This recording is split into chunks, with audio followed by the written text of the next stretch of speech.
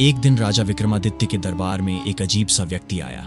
उसने बड़े आदर से विक्रम के सामने खड़े होकर कहा, हे महाबली विक्रमादित्य, मैं आपके न्याय और साहस की परीक्षा लेने आया हूं। मेरे पास एक कार्य है जिसे यदि आप पूरा कर लें तो मैं आपके चरणों में नतमस्तक हो जाऊंगा। राजा ने मुस्कुराते हुए कहा, बोलो क्या कार्य है? मैं किसी चुनौती से पीछे हटने वाला नहीं। याचक ने बताया, आपको मेरे साथ एक ऐसे जंगल में चलना होगा जहां एक प्राचीन नगरी स्थित है, लेकिन ध्यान रहे वहां कदम कदम पर रहस्य और भयानक परीक्षाएं आपका इंतजार कर रही होंगी। यदि आप वहां से सुरक्षित लौट आए तो मैं आपको अपना रहस्य बताऊंगा। दरबारियों ने इस व्यक्ति पर शक जताया, लेकिन राजा विक्रमादित्य ने चुनौती स्वीकार कर ली।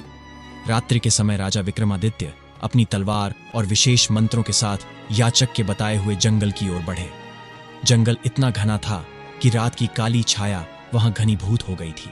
जंगली जानवरों की आवाजें और अजीबोगरीब सन्नाटा जंगल को और भयावह बना रहे थे, लेकिन विक्रमादित्य निर्भय होकर आगे बढ़ते गए।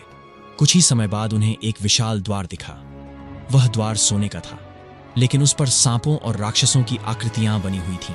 याचक ने कहा, हे राजन, यह द्वार उसी नगरी का प्रवेश द्वार है। अब आप अकेले ही अंदर जा सकते हैं। मेरा कार्य यहां समाप्त होता है। इतना कहकर वह व्यक्ति रहस्यमयी तरीके से गायब हो गया।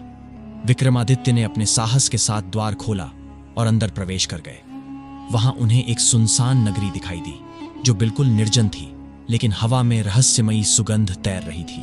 पहली चुनौती, रहस्यमयी प्रतिमाएं। नगरी के बीचों बीच एक विशाल महल था जिसके सामने पत्थर की कई प्रतिमाएं खड़ी थीं।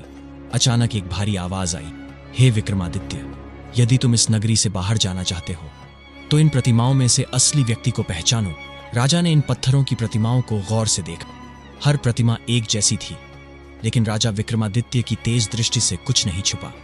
उन्होंने देखा कि एक प्रतिमा के नाखूनों पर धूल नहीं थी। उन्होंने उस प्रतिमा पर तलवार से प्रहार किया और वह जीवित मनुष्य बनकर सामने आ गया। हे महान राजा, आपने पहली चुनौती पार कर ली। दूसरी चुनौती, मायावी जलाशय। राजा आगे बढ़ते हुए एक विशाल जलाशय के पास पहुंचे। अचानक पानी में से एक सुंदर लेकिन मायावी स्त्री निकली। उसने कहा, हे राजन, यह जलाशय जादुई है। यदि आप इसे पार कर गए तो आप अपनी मंजिल तक पहुंच जाएंगे, लेकिन सावधान, यहां का जल छलावा है। विक्रमादित्य ने समझा कि यह स्त्री मायावी है। उन्होंने मंत्रोच्चार किया और जल पर अपनी तलवार से एक रेखा खींची। जलाशय के मायावी जाल टूट गए और रास्ता स्पष्ट हो गया। तीसरी चुनौती, समय की भूल भुलैया। महल के अंदर उन्हें एक गलियारा मिला जो अंतहीन प्रतीत होता था। वहां दीवारों पर अजीब सी आकृतियां बनी थीं। चलते चलते राजा को महसूस हुआ कि वह एक ही जगह पर बार बार पहुंच रहे हैं। उन्होंने दीवारों की गहराई में देखा और पाया कि यह एक समय की भूल भुलैया थी। विक्रमादित्य ने अपनी बुद्धि से दीवार पर बने एक बिंदु पर प्रहार किया और देखते ही देखते भूल भुलैया टूट गया।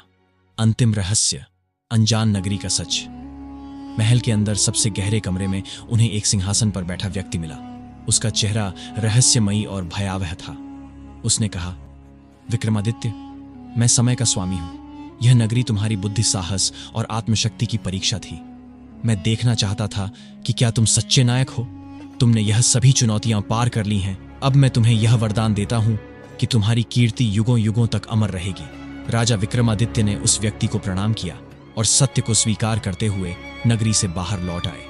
जब वे जंगल से निकले तो वह याचक फिर प्रकट हुआ और बोला, हे महान विक्रमादित्य, आप वास्तव में अमर नायक हैं। यह नगरी केवल उन्हीं के लिए प्रकट होती है जिनका हृदय शुद्ध और साहस अडिग हो।